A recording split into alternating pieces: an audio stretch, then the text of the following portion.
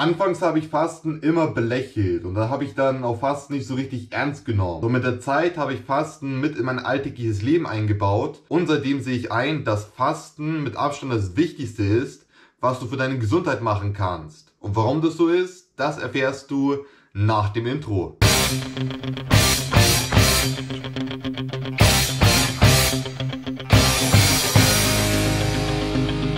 Fasten gehört wohl zu den förderndsten Mitteln, wenn es darum geht, was kann ich tun, um gesünder zu werden. Dabei ist Fasten sogar wichtiger als die Ernährung und das Training, wenn man über den Überlebensmechanismus in unserem Körper nachdenkt. What? Bro, what are you talking about, man? Denn wir haben eine ernsthafte Biochemie entwickelt, die verhindert, dass wir beispielsweise vor dem Verhungern sterben. Oder die verhindert, dass wir erfrieren. Oder die verhindert, dass wir jetzt von einem Löwen gefressen werden, indem wir weglaufen.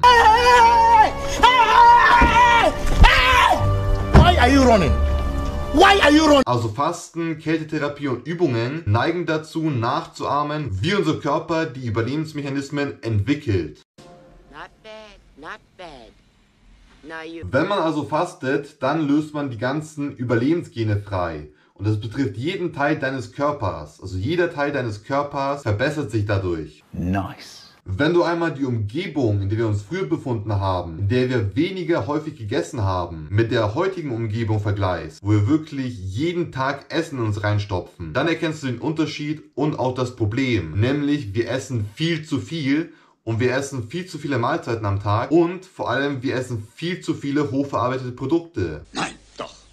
Wenn du allerdings mit dem Fasten anfängst, dann verzichtest du automatisch beispielsweise auf das Snacken oder auf das Frühstück, weil du einfach weniger hungrig sein wirst. Deine Heißhungerattacken gehen durch das Fasten einfach weg. Und somit schaffst du dir wirklich weniger Mahlzeiten pro Tag, indem du beispielsweise vom Abendessen bis zum Mittagessen fastest. Und somit gibst du deinem Körper die Ruhe und die Zeit, um zu regenerieren und zu heilen. Yeah, baby! Und dabei kannst du in der Zwischenzeit Kaffee, Tee und Meeressalz benutzen, um das Fasten länger durchzuziehen. Und vermeide auf jeden Fall kalorienhaltige Getränke, wie zum Beispiel Säfte. Du möchtest auf jeden Fall durchfasten und du möchtest auf jeden Fall diese Vorteile bekommen, indem dein Körper heilen kann in dieser Zeit. Du möchtest jetzt nicht unbedingt Kalorien in dieser Zeit zu dir aufnehmen. Deswegen vermeide kalorienhaltige Getränke und greife auf so kalorienarme Getränke zu, wie zum Beispiel halt eben Kaffee, Tee und Wasser. Alles klar, Digga. Also jetzt weißt du schon, dass du auf jeden Fall durch das Fasten deinen Hunger stillen kannst. Und du fragst dich jetzt bestimmt, wie kommt es denn dazu? Genau. Also die Bauchspeicheldrüse hat durch den häufigen Verzehr von Kohlenhydraten einiges abbekommen. Daher sind die Beta-Zellen, die das Insulin regulieren, die Zellen, die am meisten belastet werden, wenn du zu viel Kohlenhydrate isst. Das bedeutet, dass dein Insulin die ganze Zeit gepumpt wird, was letzten Endes dazu führt, dass dein Blutzuckerspiegel nach oben steigt und das führt zu einer Insulinresistenz. Hä? Und jetzt fragst du dich bestimmt, was ist eigentlich eine Insulinresistenz? Nö. Also eine Insulinresistenz entsteht, wenn du beispielsweise viele Lebensmittel mit einem sehr hohen glykämischen Index zu dir aufnimmst, wie zum Beispiel Zucker, also die ganzen Süßigkeiten, oder raffinierte Kohlenhydrate, wie zum Beispiel Weißmehl. Das sorgt dann dafür, dass zum Beispiel ein Insulin ansteigt und die Rezeptoren in deinem Körper versuchen dich vor dem hohen Insulinanstieg zu beschützen. Und dabei wird wieder ein beschützender Überlebensmechanismus aktiviert. Und das sorgt letzten Endes dafür, dass mit der Zeit deine Bauchspeicheldrüse mit diesen noch hohen Mengen an Zucker nicht mehr kompensieren kann, was letzten Endes dafür sorgt, dass die Insulinproduktion deutlich reduziert wird und deutlich weniger arbeitet. Und Insulin brauchen wir eigentlich, um halt eben den Blutzucker zu regulieren. Wenn wir also weniger Insulin produzieren, dann sorgt es dafür, dass unser Blutzuckerspiegel ansteigt und das kann dafür sorgen, dass wir Diabetes bekommen können, weil einfach die Beta-Zellen in der Bauchspeicheldrüse zu müde sind und einfach nicht mehr funktionsfähig sind. Wenn wir aber fasten, dann sorgen wir dafür, dass die Beta-Zellen sich wieder reparieren und somit beschützt werden. Somit können einfach die Beta-Zellen wieder heilen. Und das sorgt dafür, dass das Insulin wieder empfindlicher gemacht wird und dann einfach auch besser wieder funktioniert. Und das sorgt dafür, dass wir einfach weniger Insulinresistenz bekommen können.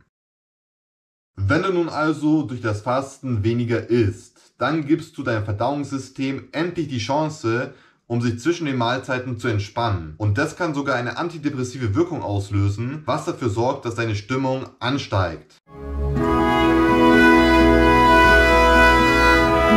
Dein Körper produziert dabei auch selber mehr Antioxidantien, um den oxidativen Stress entgegenzuwirken, der durch Strahlenverschmutzung, Handystrahlung und von hochverarbeiteten Lebensmitteln kommt. Dabei kann eine Menge an Schäden durch freie Radikale verursacht werden und dem kannst du entgegenwirken, wenn du halt eben mehr Antioxidantien im Körper hast, was sogar Krebs vorbeugen kann, der durch freie Radikale entstehen kann.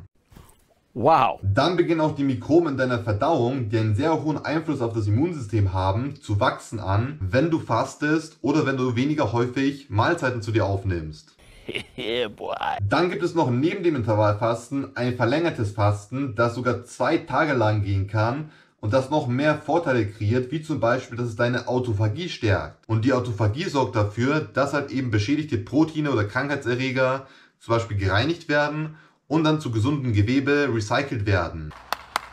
Die Autophagie kann auch dann die Energiezellen deines Körpers, die Mitochondrien, reparieren und sorgt dafür, dass damit sogar Krebs vorgebeugt werden kann, bzw. Krebszellen damit abgetötet werden. Holy crap. Und zu guter Letzt gibt es noch das 72-Stunden-Fasten und wenn du mit diesem 72-Stunden-Fasten anfängst, dann sorgst du dafür, dass die Stimulation deiner Stammzellen verstärkt werden, vor allem für dein Immunsystem. Und manche Menschen benutzen ein langes Fasten oder ein 72-Stunden-Fasten oder längeres Fasten dafür, um ihren Krebs vorzubeugen oder sogar ihren Krebs sogar gar zu heilen.